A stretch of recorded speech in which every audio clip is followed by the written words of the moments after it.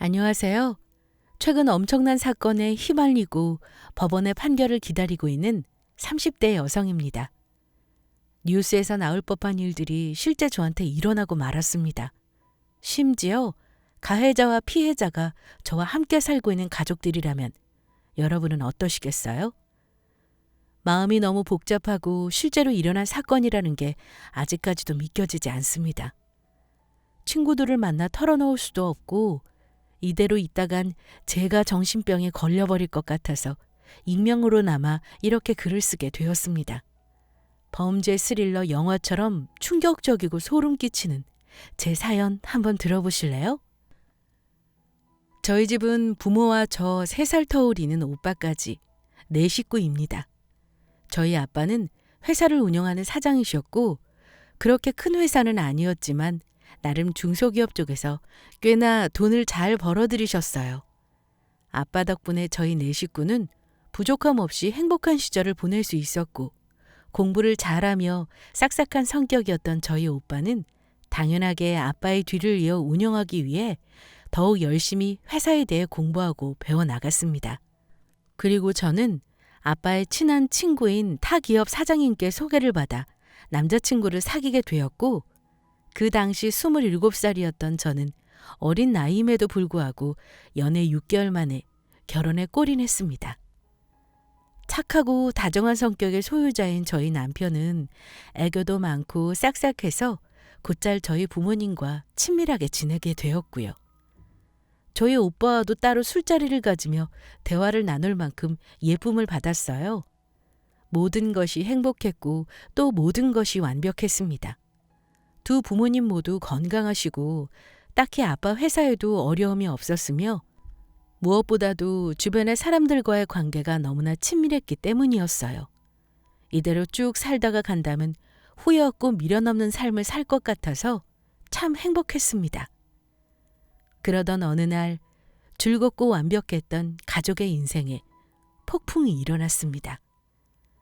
사랑하는 저의 오빠는 갑작스럽게 죽음을 맞이하였고 인사할 새도 없이 떠나버렸기 때문에 오빠에 대한 아쉬움과 후회는 제 가족들을 매우 슬프고 혼란스럽게 만들었죠.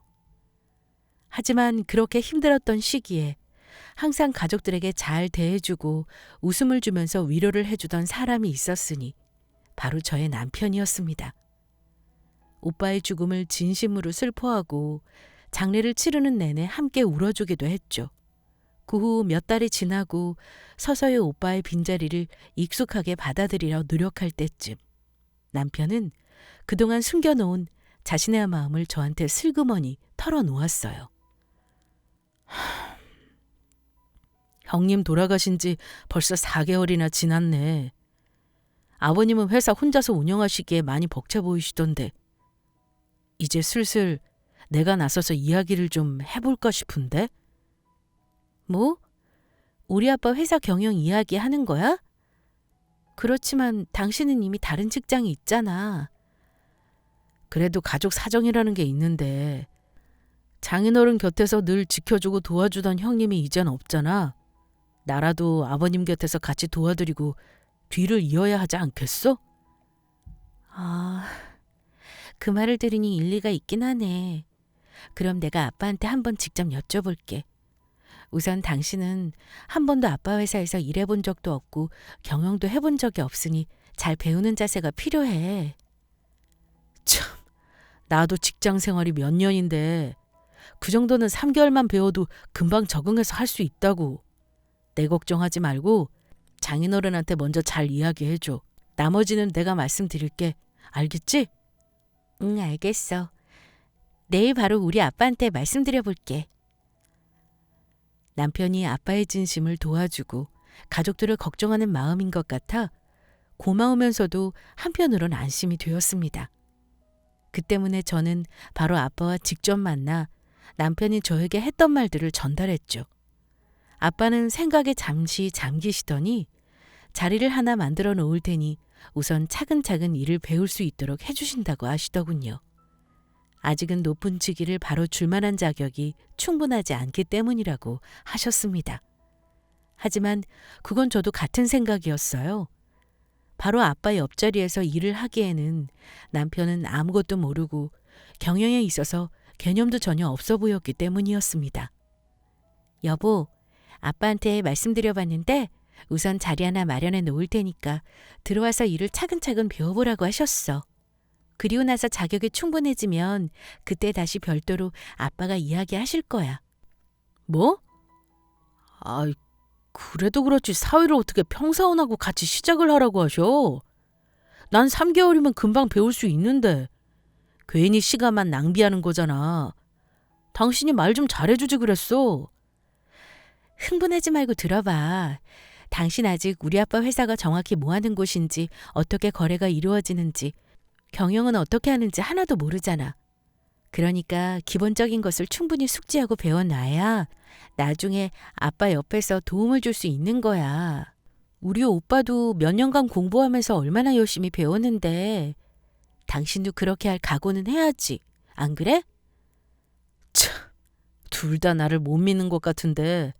좋아. 장인어른 회사에 들어가서 내가 얼마나 열심히 일하는지 증명해 보이겠어. 그러면 당신이랑 장인어른 생각도 곧 바뀌겠지 뭐. 의욕이 넘치는 남편의 모습에 다행이다 싶으면서 왠지 모를 욕망이 불타오르는 것 같아 조금은 걱정이 되기 시작했습니다.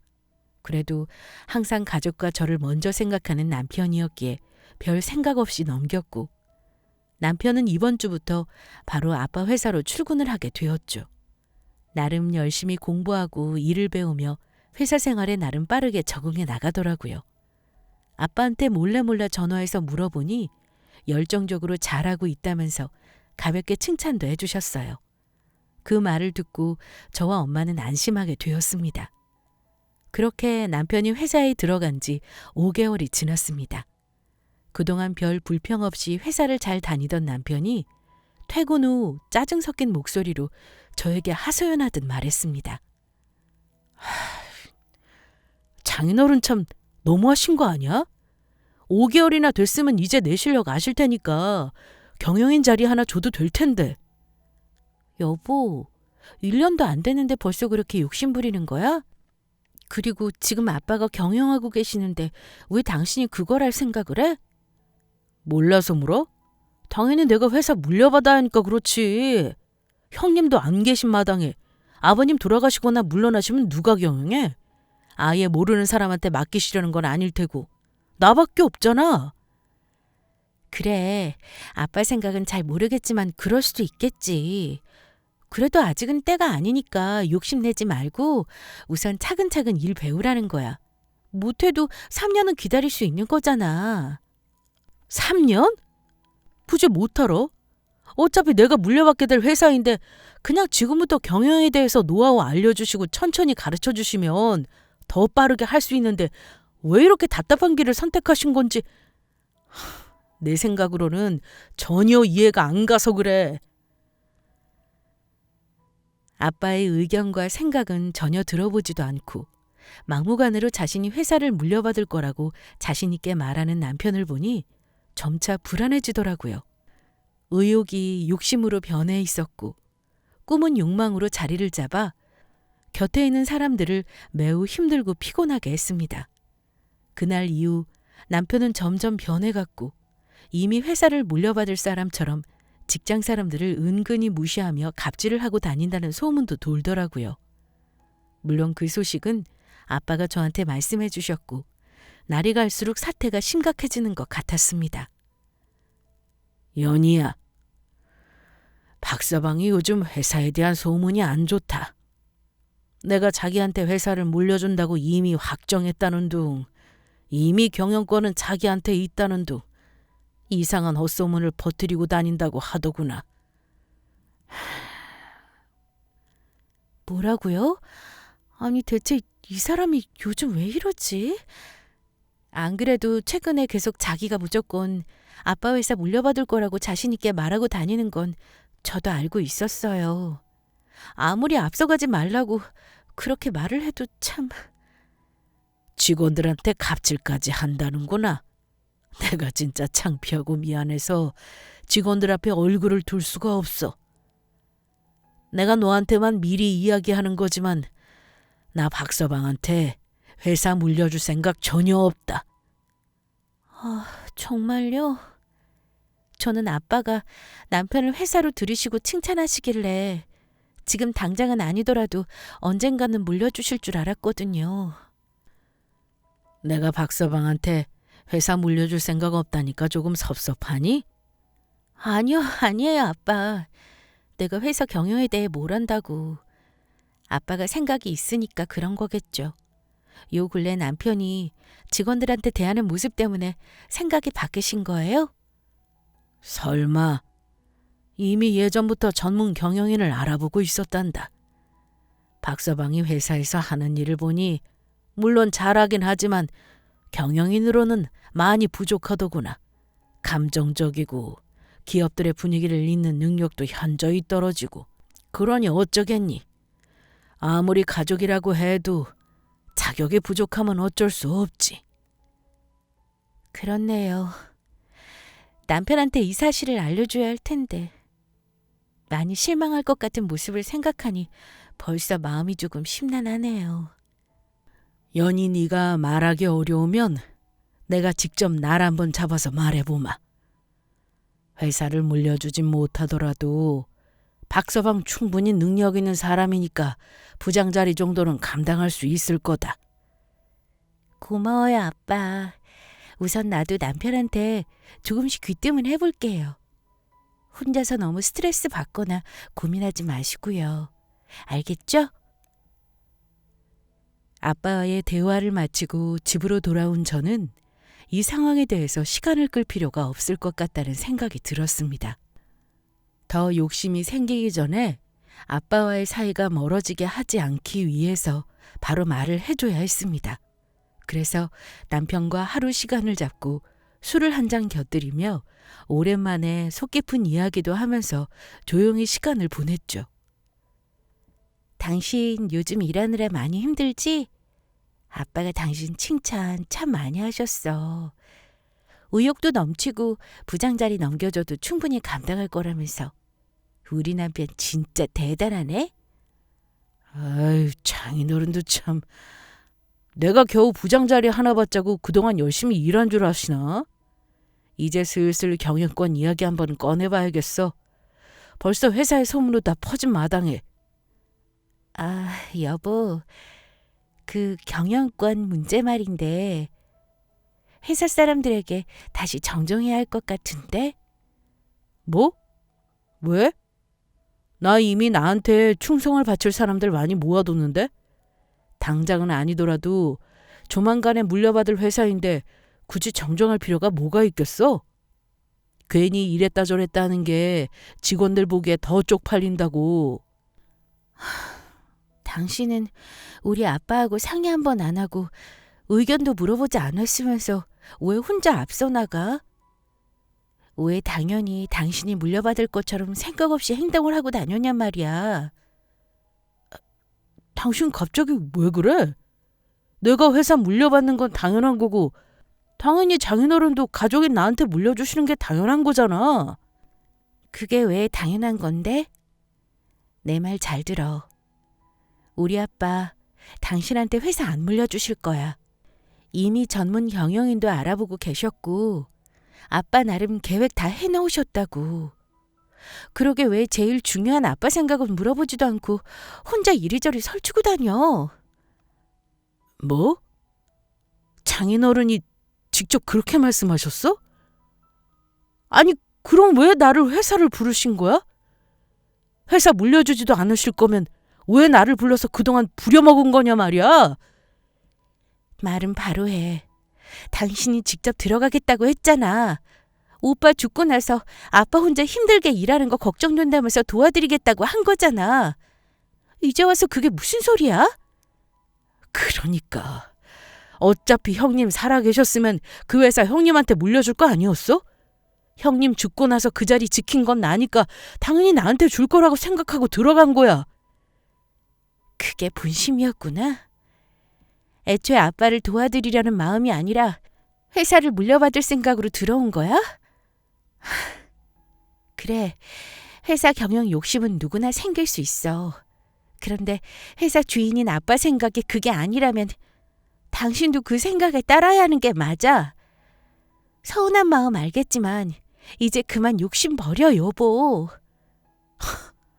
내가 정말 살다 이렇게 어이없고 황당해서 웃음이 나오긴 처음이네. 그래, 알겠어. 내가 직접 장인어른 보고 얼굴 보고 이야기해봐야겠다.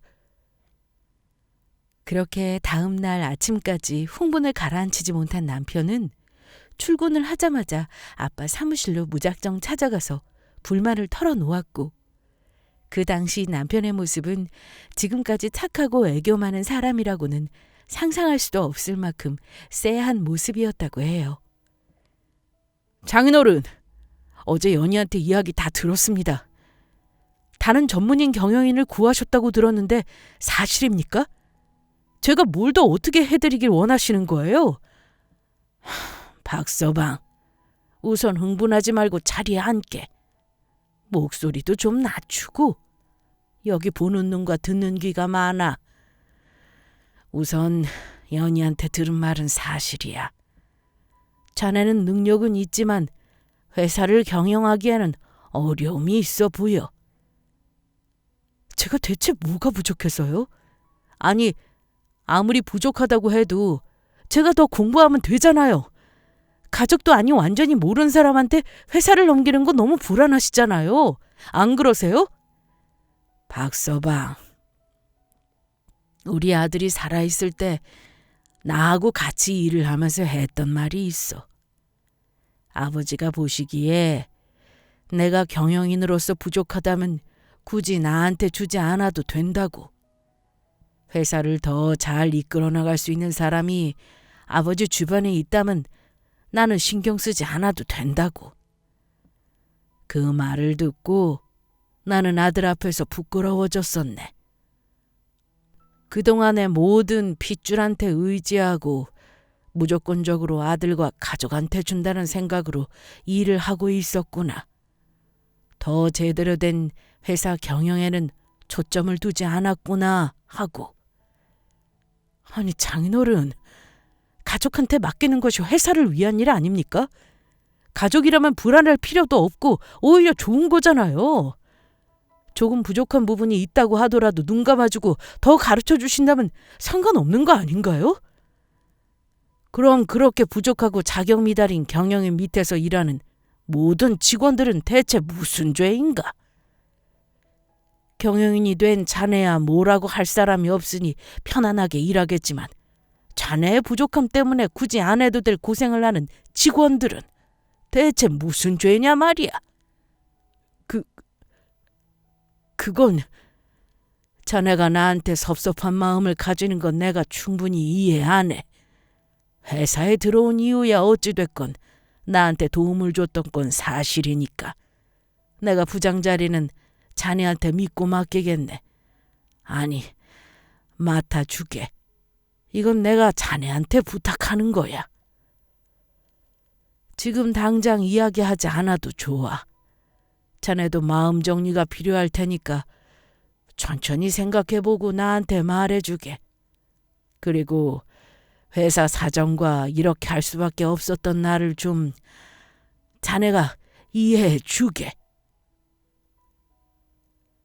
둘의 대화는 그렇게 끝이 났고 집으로 돌아온 남편은 저한테 아무 말도 하지 않았어요.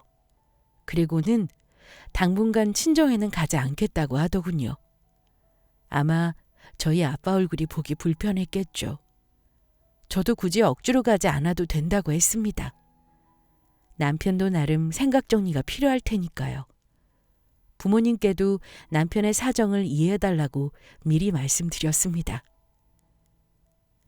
예전과 같이 사이가 좋고 즐거운 사이로 지낼 수 없게 되어서 마음이 많이 아팠어요. 오빠가 죽고 괜히 아빠 회사로 들어가겠다고 한 남편의 행동을 시간을 되돌려 바꿔놓고 싶을 정도였으니까요. 그렇게 한 2주 정도 지났을까요? 남편이 갑자기 먼저 친정에 가서 오랜만에 밥을 먹자고 하더라고요. 저는 억지로 그럴 필요 없다고 당분간 마음 쓰지 말라고 했습니다.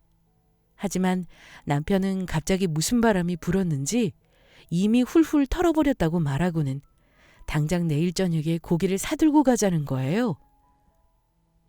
저는 갑자기 변한 남편의 행동에 갑작스러웠지만 나름의 변화라고 생각하고 좋게 받아들였습니다. 물론 당황스러운 건 저희 부모님도 마찬가지였어요. 특히 저희 아빠는 더욱이요. 자네가 벌써 마음 정리가 어느 정도 된 건가? 갑자기 이렇게 찾아온다고 해서 많이 놀랐네만. 아닙니다, 장인어른. 제가 그동안에 조금 섭섭해서 어린아이처럼 굴었어요. 죄송합니다. 아니, 나는 자네가 회사에서도 인사를 안 하고 지나가길래 속이 많이 상해서 최소한 한 달은 같이 마주 앉아 식사는 못하겠거니 하고 포기했는데 생각보다 빨리 만나게 돼서 좋긴 좋네. 아유, 무슨 남자가 한 달이나 삐집니까? 그것도 가족끼리. 이제 마음 편히 가지시고 저랑도 사이좋게 다시 잘 지내주십시오, 아버님. 제가 앞으로 더 잘하겠습니다. 아유, 이 사람 참 말만 들어도 고맙고 든든하구만. 그럼 그동안에 쌓였던 것은 오늘 다 푸는 거야? 알겠지, 박서방? 아이, 그럼요, 장인어른.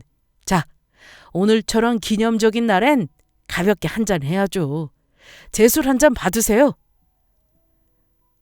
정말 오랜만에 느껴보는 평화로움이었습니다. 괜스레 눈물까지 나오더라고요. 오빠가 갑작스러운 사고로 죽고 난 뒤 이렇게 밝은 분위기는 처음이었어요. 엄마도 저도 아빠와 남편이 사이좋게 농담도 하고 술도 마시면서 즐기는 모습을 보니 이젠 정말 마음 놓고 행복한 시간만이 기다리고 있을 줄 알았습니다. 그리고 예상대로 그 행복은 천천히 시작되는 듯 보였어요. 더 이상 회사에 욕심이 없다는 듯 묵묵히 자기 일을 열심히 하는 남편과 그런 남편에게 회사의 아이템과 요즘 트렌드를 물어보시는 아빠. 서로 정말 회사를 생각하고 더 잘 키워나가기 위해 열심히 하는 모습이 저의 하루하루를 행복하게 만들어 주었답니다. 거기에 더해 그날 이후 더 가까워진 아빠와 저희 남편은 둘이 따로 여행을 다녀올 만큼 친밀한 사이가 된 것 같았죠. 하루는 저희 친정에서 함께 저녁을 먹는데 남편이 아빠에게 주말을 이용해 남자들끼리 낚시를 다녀오자고 하더라고요. 평소 낚시가 취미이신 아빠한테는 너무 좋은 소식이었습니다.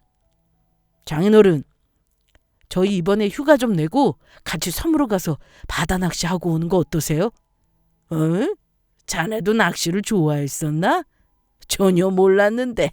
나야 좋지. 그런데 어디 좋은 곳이라도 알아놓은 건가? 예, 여기서 좀 멀긴 하지만 경치도 좋고 바다 낚시하기에 적합한 곳을 한 군데 알아놨습니다. 남자들끼리 추억도 쌓고 올 겸 한번 다녀오시죠. 아이고, 나야 너무 좋지. 낚시 안 해본 지 너무 오래돼서 어떻게 하는지도 기억도 안 날 정도야. 그럼 이번 주는 다른 계획 잡지 않고 자네만 기다리고 있겠네. 잔뜩 기대하시는 아빠의 얼굴은 정말 행복해 보이셨어요. 저도 이번 여행을 통해서 그동안의 스트레스를 몽땅 풀고 돌아오셨으면 좋겠다고 생각했습니다. 그래서 남편과 아빠를 위해서 저녁에 먹을 도시락과 여러 간식거리를 직접 만들어 주었어요. 하지만 둘 다 난생 처음 가보는 여행 코스라서 은근히 걱정이 되었습니다. 게다가 저녁에 배를 타고 이동한다고 하니 그것도 신경이 쓰였죠.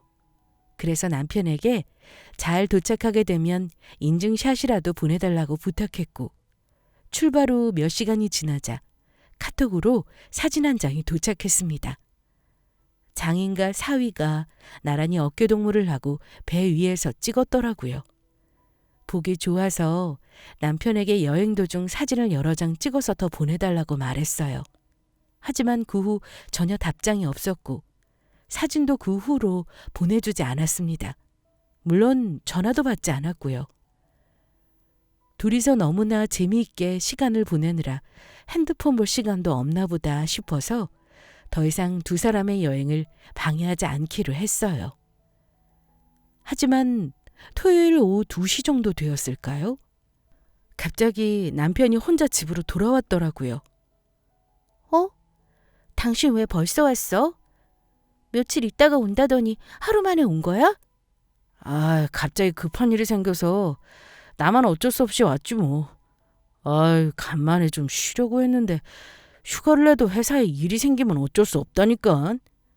뭐? 그럼 회사 일 때문에 온 거야? 저런. 그럼 우리 아빠도 같이 왔겠네? 바로 집으로 가셨어?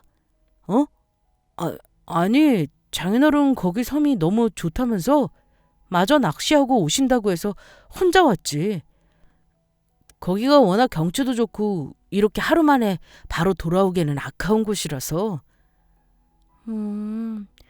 그래도 혼자 계시는데 괜찮으시려나? 오늘 밤에 연락이나 한번 해봐야겠다. 당신도 참. 내가 해볼 테니까 당신은 걱정 마. 게다가 낚시하시는데 계속 전화 오면 오히려 방해만 된다고. 내가 상황 봐서 해볼게. 고마워 여보. 이번에 큰 마음 먹고 아빠랑 같이 갔던 여행인데 이렇게 허무하게 돌아온 거 보니까 왠지 안쓰럽네. 안쓰럽긴 뭘.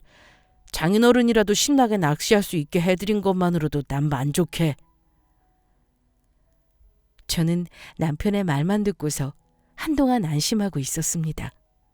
하지만 하루가 지나고 이틀이 지나도 아빠의 소식은 들을 수 없었고 서서히 크게 걱정이 되기 시작했습니다.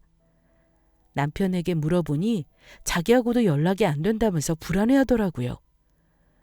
도저히 가만히 있을 수 없었던 저는 섬으로 직접 가서 아빠를 찾으러 노력했습니다. 하지만 남편이 낚시를 하기 위해 아빠를 데려갔던 섬은 마음대로 왔다 갔다 할 수 없는 그런 섬이었습니다. 여객터미널로 가서 배편을 알아보려고 갔더니 하루에 2회 정도 운항하는 것이 전부였고 여객선을 타게 되면 약 3시간의 소요시간이 걸린다고 했습니다. 게다가 날씨가 좋지 않으면 아예 운항을 하지 않는다고 하더라고요.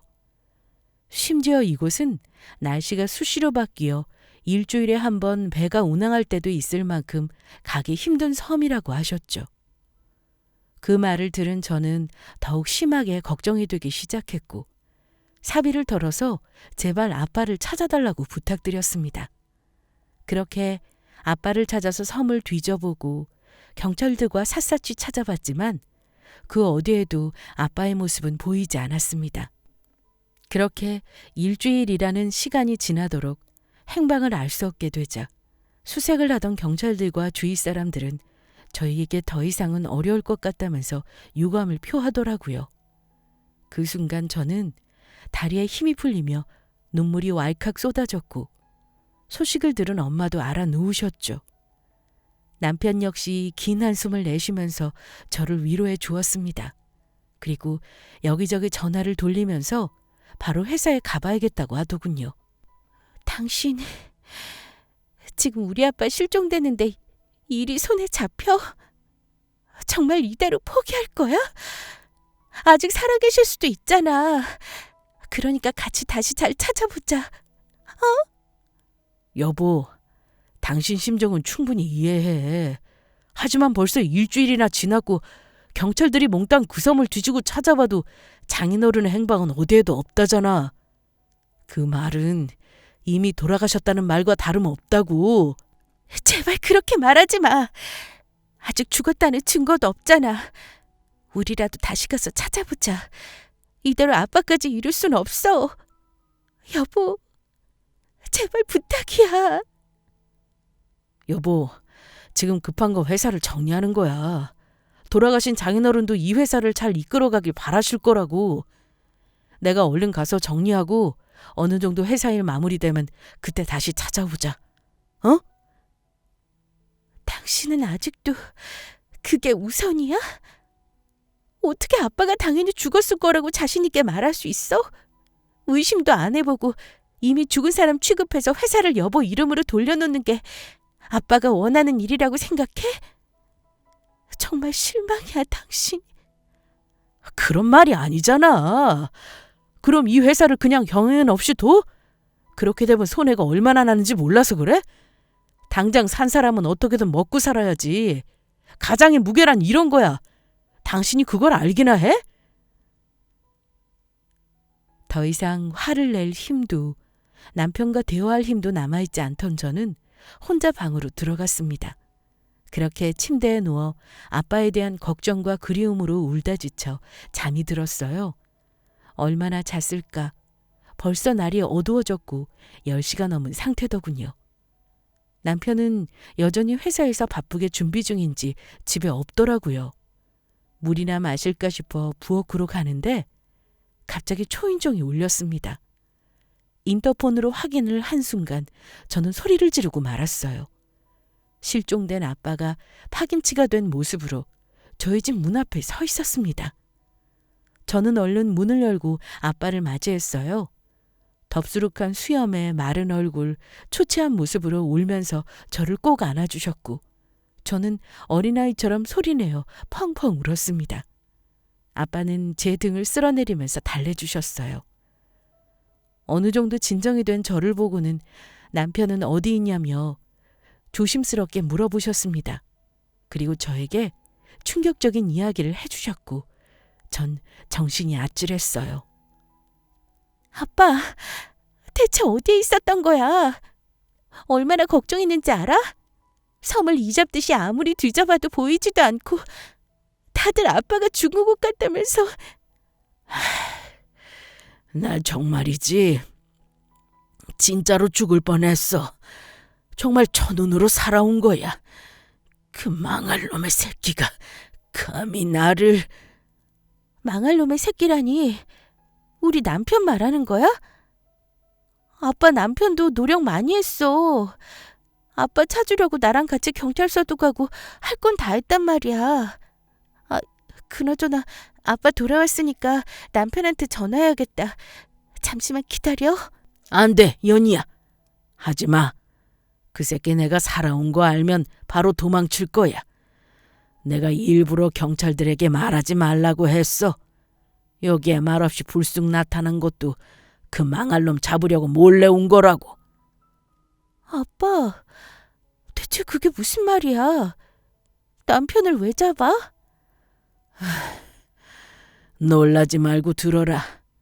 우리가 배를 타고 섬으로 향하는데 그 자식이 술을 가득 가져왔더라고. 배에는 나랑 그 자식이랑 배 운항하는 선장이랑 셋뿐이었는데 사람도 없고 밤 공기도 좋으니 가볍게 한잔하자고 하더라. 나야 의심 없이 마셨지. 그리곤 섬에 도착하니까 뱃사람과 함께 뭘 쏙닥거리더니 나만 남겨두고 두 사람이 떠나더라. 뭐? 아빠를 두고 그냥 갔단 말이야? 안 그래도 회사에 일이 생겨서 먼저 왔다고 하긴 했어. 그런데 그게 일 때문이 아니란 말이야? 그 자식이 먼저 가고 난 휴대전화로 아무한테라도 이 사실을 알리려고 했지만 내가 술에 조금 취한 틈을 타서 내 휴대폰을 그 새끼가 가지고 갔더라고. 아무리 소리를 질러도 손을 흔들어도 지나가는 배는커녕 사람도 안 보이고 할 수 없이 무작정 기다리는 수밖에 없었지. 그럼 지금 아빠 말은 내 남편이 일부러 아빠를 섬에 버려두고 왔다는 말이야? 그런데 그 섬은 하루에 2번은 배가 왔다 갔다 한다고 했는데 그때 아무 배라도 타고 나오지 그랬어. 그럴 생각이었지. 그 자식이 먼저 가고 나서 그 배 한 척이 왔고 반가운 마음에 뛰어갔더니 아까 그 뱃사람이더라. 이게 무슨 상황이냐고 물었더니 말없이 나를 배에 태우고 어디론가 가는 거야. 난 사위가 있는 곳으로 데려다 주는 줄 알고 잠자코 있었는데 갑자기 나를 어느 외딴 섬에 버려두고 그대로 가는 거야. 그러면서 하는 말이 난 시키는 대로 했을 뿐이에요. 너무 원망 마쇼라고 하더라고. 세상에, 그럴 수가. 그럼 진짜 내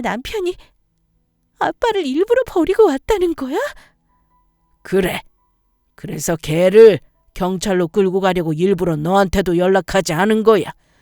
지금 그 자식은 어디 있어? 회사를 자기 앞으로 정리해야 한다면서 일하는 중이야. 어떡해? 얼른 가서 뭐라도 해야 할 것 같은데? 천하에 뭐 없을 인간 쓰레기 새끼. 얼른 경찰에 신고하고 회사로 가자. 그렇게 저와 아빠는 경찰서에 가서 지금까지의 상황 설명을 했고, 남편이 아빠와 함께 섬으로 들어가는 배 안에서 찍은 사진을 증거 삼아 보여드렸습니다. 경찰 2명과 함께 회사로 들이닥쳤고, 멀쩡하게 살아계신 아빠의 얼굴을 보고는 소스라치게 놀라는 남편의 행동을 볼 수 있었습니다. 과하다 싶을 정도의 흥분된 목소리와 얼굴은 경찰들의 의심을 사기엔 아주 충분했죠. 장인어른이 어떻게... 분명히... 그래, 분명히 사람을 시켜서 나를 무인도에 버려두고 오라고 시켰지. 죽던지 말던지 말이야. 맞지? 그게 아닙니다. 저는 그런 적이 없습니다. 제가 왜 장인어른을 버리고 오라고 시켰겠습니까? 절대 아니에요. 절대로. 저 자식이 아직도 상황 판단이 안 되나 보네. 여객터미널 CCTV는 이미 증거로 확보해뒀으니 직접 가서 볼까? 그리고 네가 나한테 빼앗은 핸드폰은 네 사무실 서랍장이나 옷 뒤지면 나오겠지 뭐. 그게... 경찰 아저씨, 이렇게 증거도 없이 사람 의심해도 되는 겁니까? 저도 보호받을 권리가 있잖아요. 막무가내로 발뺌을 하는 그 나쁜 자식 때문에 저는 함께 경찰서로 가게 되었어요. 다행히 저희 쪽에 증거 자료가 더 있었고 신빙성이 있었기에 분위기는 남편을 조사하는 쪽으로 흘러갔어요. 하지만 예상대로 남편은 쉽게 자신의 잘못을 인정하지 않았고 계속해서 거짓말을 했습니다. 괘씸하고 배은망덕한 남편 때문에 머리 끝까지 화가 난 아빠는 강력한 처벌을 원하셨죠. 그래서 고소를 선택했고, 남편은 그제서야 사태의 심각성을 알고 싹싹 빌기 시작했습니다. 장인어른, 제가 정말 잘못했습니다. 제가 잠시 정신이 나갔나 봅니다. 왜 그러나? 위풍당당하던 자신감은 어디 가고 이제야 복날에 끌려가는 개처럼 안절부절이야? 가족끼리 고소는 무슨 고소입니까? 제가 다 잘못했습니다. 경찰서에 가서 제가 잘못한 것들 다 인정하겠습니다. 그러니까 고소는 취하해 주시면 안 되겠습니까? 정확히 네가 뭘 잘못했는데? 우선 나한테 무릎을 꿇고 사죄 먼저 하고 나서 경찰서를 가도 가야지. 안 그러냐? 예. 우선 제가 장인어른의 회사를 욕심내서 섬에 버리고 올 생각으로 그런 짓을 저질렀습니다. 그리고 저번에 경찰서에서도 계속 거짓 진술한 것도 잘못했습니다. 그래. 처음부터 이렇게 자백했으면 거기서 끝날 일을 뭐하러 이렇게 크게 만드나? 자네가 자네 입으로 빼도 박도 못하는 증거를 만들어 줬으니 법정에서도 그렇게 똑같이 인정하게. 알겠나? 방금 녹음한 이건 법원에서 증거로 제출할 테니까 그렇게 알게. 그 무슨 말씀이십니까? 사과하면 고소는 취하해 주시는 거 아니셨습니까? 이런 법이 어디 있어요? 장인어른, 제발요. 제가 정말 잘못했습니다. 그리고 한 가지 더. 우리 딸하고 당장 이혼하게. 자네같이 파렴치하고 무시무시한 범죄자한테 더 이상 내 딸 맡길 수 없네. 그리고 잘도 우린을 피해서 바람을 피고 있었더군. 예? 바람이라니... 그걸 어떻게... 자네가 조사받을 때 우리 딸 핸드폰이랑 자네 핸드폰 증거로 제출한 거 기억하나? 둘이 나눈 대화와 그날의 사진 때문이었지. 그런데 경찰 양반이랑 같이 보던 중 재미난 대화 내용을 보게 됐어. 우리 회사 경리부랑 꽤 오랜 시간 만난 모양이더구만. 애칭도 붙여주고 말이야. 저기 장인어른, 그게 실은 그냥 힘들다고 하는 경리부 사원 위로해 준 것뿐입니다. 이혼은 안 됩니다. 저 아직도 연희 사랑하고 있어요, 장인어른. 닥쳐! 장인어른이라고 부르지 마. 더 이상 변명도 하지 말고 조용히 이혼해. 그리고 우리 딸이 자네한테 어떤 욕을 하든 뺨을 때리든 그대로 다 받아주게. 우리 딸 가슴에 대못을 그렇게 박아놓고 그냥 넘어가는 건 내가 용납 못해. 네, 욕을 먹으라면 먹고 뺨을 맞으라면 맞겠습니다. 그러니까 제발 한 번만 봐주시고 용서해 주시면 안 될까요? 장인어른, 제발 부탁드립니다. 내 말은 다 끝났어. 이번 주 안으로 고소장 날아갈 거야. 법정에 늦지 않게 참석하게. 그렇게 저는 모든 사실을 아빠한테 전달받았고 이혼을 하게 되었습니다. 모두 남편의 잘못으로 인정되었고 저는 아무 손해 없이 깔끔하게 이혼할 수 있게 되었죠. 남편과의 관계가 정리된 후 전 태어나서 처음으로 법원이라는 곳을 가봤어요.